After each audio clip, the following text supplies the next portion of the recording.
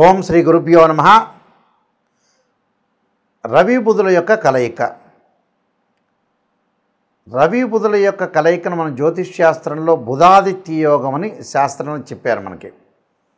అయితే ఈ బుధాదిత్య యోగం వల్ల ఏ విధంగా ఉండబోతుంది?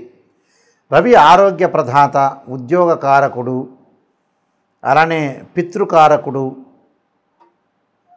అలానే బుధుడు వ్యాపార పరంగా కానీ బుద్ధిపరంగా కానీ మరి బుధుడు ఒక మంచి శుభగ్రహంగా మన శాస్త్రం చెప్పబడింది.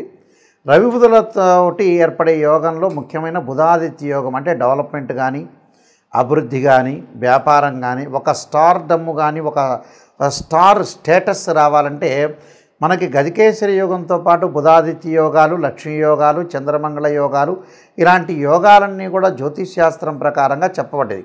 అలానే పంచమహాపురుష యోగాలు కూడా మంచి యోగాలనే ఉన్నాయి. అయితే ఇప్పుడు చెప్పబడేవి ఏంటంటే గోచారీత్యా చెప్పబడే విషయాలు. రవి తన సొంత రాశి రావడానికి సంవత్సర కాలం పడుతుంది. ఆ సొంత రాశిలో ఈ రవి బుధులు కలయిక ఒకటి. అలానే సింహరాశ్యాధిపతి అయిన రవి బుధుడితోటి సింహరాశిలో సంచారం చేయటం, అలానే బుధుడికి స్వక్షేత్రమైన కన్యారాశిలో రవి బుధుల యొక్క కలయిక అనేది జరిగింది ఇక్కడ. అంటే ఇక్కడ ఏదైతే ఈ రాశిలో సెప్టెంబర్ 17వ తారీఖు నుంచి 15 రోజుల పాటు రవి బుధుల యొక్క కలయిక. ఈ రవి బుధుల యొక్క కలయిక ఏ విధంగా ఉందో ఒక్కసారి మనం పరిశీలన చేద్దాం. అలానే ఇక్కడ కన్యారాశిలో రవి బుధుల యొక్క కలయిక అంటే బుధుడికి స్వక్షేత్రం. మనకు ఏదైనా సరే ఒక యోగం కలగాలంటే రవి బుధాదిత్య యోగం కలగాలంటే సింహరాశిలో కానీ అలానే కన్యారాశిలో కానీ విశేషమైన యోగాన్ని ఇస్తారన్నారు. అలానే మిథున రాశిలో కూడా రవి బుధుల యొక్క కలయిక కూడా చాలా మంచిదని శాస్త్రం చెప్పబడింది. కాబట్టి ఈ బుధాదిత్య యోగం అనేది ఈ 3 రాశుల్లో విశేషంగా చెప్పబడింది. అలానే ఇక్కడ మేషరాశిలో కూడా రవి బుధులు కలయిక అనేది చాలా మంచిదని కూడా జ్యోతిష్ శాస్త్రం చెప్పబడింది. అయితే విశేషంగా ఇప్పుడు రవి బుధులు సెప్టెంబర్ 17వ తారీఖు నుంచి 15 రోజుల పాటు కన్యారాశిలో సంచారం చేయడం వల్ల వివిధ రాశుల యొక్క ఫలితాలు ఏ విధంగా ఉన్నాయో తెలుసుకుందాం. సింహరాశి వాళ్ళకి ఈ రవి బుధాదిత్య యోగం అనేది ఎలా పనిచేస్తుందో ఒకసారి చూద్దాం. రాస్యాధిపతి అయిన బుధుడు ద్వితీయంలో ఉండటం, లాభాధిపతి ద్వితీయాధిపతులతోటి సంబంధం అనేది ఏర్పరచుకోవటం. అంటే రవి బుధులు ద్వితీయ స్థానంలో ఉంటే ఎలాంటి ఫలితాలు జరగబోతున్నాయి అంటే సహజంగా ఎలా ఉంటుందంటే నూతన వ్యక్తులతోటి గొప్పవారితో పరిచయాలు పెరగటం, దాంతోపాటు కార్య విజయం అంటే ప్రతి పనిలో కూడా కొంత విజయం సాధిస్తారు. అంటే ప్రణాళికాబద్ధంగా ఒక ఆలోచన సరళితోటి ప్రత్యేకంగా కొన్ని నిర్ణయాలు తీసుకోవటం, ఆ నిర్ణయాల్లో గట్టి సమర్థవంతమైనగా ముందుకు వెళ్ళటం, రాజకీయంగా పరిణితి చెందే అవకాశాలు బాగా ఎక్కువ ఉంటాయి. అంటే ఇవన్నీ జరుగుతాయని అర్థం. ప్రతి పనిని కూడా తెలివిగా యూజ్ చేసుకుంటారు. అలానే క్రయ విక్రయ రీత్యా కూడా మంచి లాభాలు.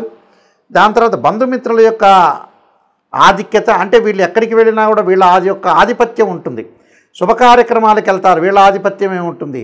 వ్యాపారం చేస్తుంటారు, ఒక వస్తువును వాళ్ళు ఇప్పిస్తూ ఉంటారు, వాళ్ళ యొక్క ఆధిపత్యం ఉంటుంది. సంఘంలో కీర్తిప్రతిష్టలు గౌరవ మర్యాదలు బాగా పొందే అవకాశాలు ఎక్కువ ఉంటాయి. కాబట్టి గౌరవ మర్యాదలకు కానీ లాభాలకు కానీ ఆర్థిక సమస్యలు కానీ ఇలాంటివన్నీ కూడా ఉండవు. అంటే డబ్బు పరంగా ఇబ్బందులు లేకుండా ఉంటుంది, గౌరవ మర్యాదలకి లోటు లేదు అనే విషయం. అయితే ఈ మధ్యలో కొంతమంది చెడు స్నేహాలు చేసేవాళ్ళు వస్తుంటారు మన దగ్గరికి, వాళ్ళని అవాయిడ్ చేయండి. కంటికి సంబంధించిన జబ్బులు వచ్చే అవకాశాలు ఉంటాయి. ఏదన్నా శుక్లం కానీ గ్లకోమా వ్యాధులు కానీ ఇలాంటివన్నీ కూడా ఉంటే డాక్టర్ని కన్సల్ట్ చేయండి. నేను ఇందాక చెప్పినట్టుగా సూర్యగ్రహం యొక్క ఆరాధన చెయ్యండి. 1,00,000 రూపాయలు పెట్టి సెల్లు కొనకుండా ఆరోగ్యపరంగా బాగలేకపోతే ఖచ్చితంగా డాక్టర్ని కన్సల్ట్ చేయండి. డబ్బు మంచి చేస్తుంది, చెడు చేస్తుంది. డబ్బుని మంచి కోసం ఖర్చు పెట్టండి, లైఫ్ అనేది బాగుంటుంది.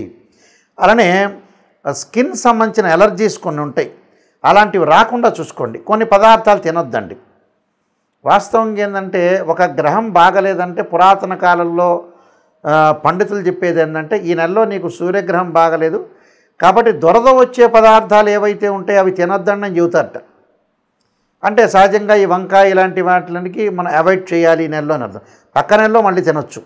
అలానే ఇక్కడ మిగతా విషయాల్లో మనం చూసుకునేటట్టయితే అలసట బాగా చెందటం ఒకటి, కుటుంబంలో వారితోటి కూడా చిన్న చిన్న ఇబ్బందులు కలుగుతుంటాయి. అవి చిన్నవే, పెద్దగా ఆలోచన చేయాల్సిన పనేం లేదు. ఆర్థిక పరంగా అనుకూలంగా ఉంటారు. వ్యాపారం చేసే వాళ్ళకు కూడా అనుకూలంగా ఉండే అవకాశం. ఓన్లీ ఫర్ ఆరోగ్యపరంగా హెల్త్ సంబంధించిన విషయాలు, కంటికి సంబంధించిన విషయాలు, అంటే నేత్రపీడ అంటారు. నేత్రపీడ ఒకటి, స్కిన్ ఎలర్జీలు రాకుండా చూసుకోండి. ఈ రెండు మీరు చూసుకున్నారనుకోండి. చెడు స్నేహాలు, ఎవరైనా హఠాత్తుగా మన వ్యాపారంలో కానీ ఉద్యోగం రకరకాల వ్యక్తులు వస్తుంటారు. అలాంటి వాళ్ళతోటి మనం ఎక్కువగా మాట్లాడకుండా ఉండటం మంచిది. వాళ్ళని దగ్గరికి చేర్చుకోకూడదు, వాళ్ళకి అప్పులు ఇవ్వకూడదు, వాళ్ళతో అల్టిమేట్ మనం కలిసి ఉండకూడదు. కలిసి ఉండటం వల్ల ఇబ్బందులు కలిగే అవకాశాలు ఎక్కువ ఉంటాయి. నేను కొన్ని రెమెడీస్ అనేవి చెప్పబోతున్నా. ఆ రెమెడీస్ మీరు పాటించండి, మీకు మంచి సుఫలితాలు జరిగే అవకాశం ఒకటి ఉంటుంది. ఈ రాశుల వాళ్ళు ముఖ్యంగా రవి ఉద్యోగ కారకుడు అంటారు, పితృకారకని ఇందాక చెప్పినట్టుగా ఈ రవి బుధుల యొక్క యోగం వల్ల కొన్ని సుఫలితాలు అనేవి చాలా ఎక్కువగా సుఫలితాలు జరుగుతాయి. అంటే ఉద్యోగపరంగా ఇబ్బందులున్నా, అలానే ఆరోగ్యపరంగా ఇబ్బందులు కలుగుతున్నా కూడా మీకు ఒక్కొక్క రాశి వాళ్ళకి ఒక్కొక్క రకమైన మేలు, మంచి చెడులు చేసే అవకాశాలు ఉంటాయి. కాబట్టి ఖచ్చితంగా మీరు సూర్యుడి యొక్క అనుగ్రహాన్ని బాగా పొందాలన్నా, మంచి ఉద్యోగాలు లభించాలన్నా, ఉద్యోగపరంగా ప్రమోషన్ లాభించాలన్నా కూడా రవి యొక్క అనుగ్రహం కావాలంటారు. పాత రోజుల్లో మనం హస్తరేఖల్లో చూపించుకునేటప్పుడు సన్లైన్ అంటారు, సూర్యుడి యొక్క రేఖ ఉండాలంటారు. ఈ సూర్యుడి యొక్క రేఖ ఉండాలి అని అంటారు. ఎందుకంటే కారణం ఏంటంటే వృత్తిపరంగా అనుకూలంగా ఉండాలి. వృత్తిపరంగా అనుకూలంగా ఉంటే మనం ధనం వచ్చే అవకాశం ఒకటి ఉంటుందని అర్థం. దాన్ని మనం చూసుకునేటట్లయితే సూర్యుడు అనుకూలంగా లేకపోయిన వ్యక్తులు సూర్య నమస్కారాలు చేయటం, అలానే సూర్యుడికి సంబంధించిన హోమాలు చేయటం ఒకటి. మనకి నవగ్రహాల్లో సూర్యుడు ఉంటాడు. ఆదివారం రోజున సూర్యహోరని ప్రాతకాలంలో ఉంటుంది. నవగ్రహాల యొక్క ప్రదర్శన చేసి చక్కగా జపాకుసుమ సంకాశం కాశ్యపేయం మహాతుతిం తమోరిం సర్వపాపగ్నం ప్రణతోస్మి దివాకరం అనే మంత్రాన్ని చక్కగా చదువుకోవటం ఒకటి. వీలైతే ఆదిత్యాయుధ్నే సహస్రమూర్తాయ ధీమే తన్నో సూర్య ప్రచోదయాత్ అనే మంత్రాన్ని కూడా చక్కగా చదువుకోవచ్చు. దాంతోపాటు బుధుడు వ్యాపారపరంగా అనుకూలం లేని వ్యక్తులు ఖచ్చితంగా నారాయణాయుధ్నే వాసుదేవాయ ధీమే తన్నో విష్ణు ప్రచోదయాత్ అనే మంత్రంతో పాటు ఓం యక్షాయ కుబేరాయ వైశ్రవణాయ ధనధాన్యాధిపతే ధనం ధాన్య సమృద్ధిమే దేహిమే దాపై స్వాహ అనే మంత్రాన్ని, కుబేర మంత్రాన్ని చదువుకోవటం వచ్చి, లేకపోతే ఓం కుబేరాయ నమః అనే మంత్రాన్ని కూడా చదువుకోవటం వల్ల కూడా మనకు అనుకూలంగా ఉంటుంది. ఖచ్చితంగా నేను చెప్పినవి ఈ రెమెడీస్ అనేవి మీరు పాటించండి. రవి బుధుల యొక్క దోషం ఎవరికైతే ఉంటుందో ఆ దోషం తొలగిపోయి ఆరోగ్యము, ఉద్యోగము, వ్యాపార పరంగా అనుకూలంగా ఉండే అవకాశాలు ఖచ్చితంగా ఉంటాయి.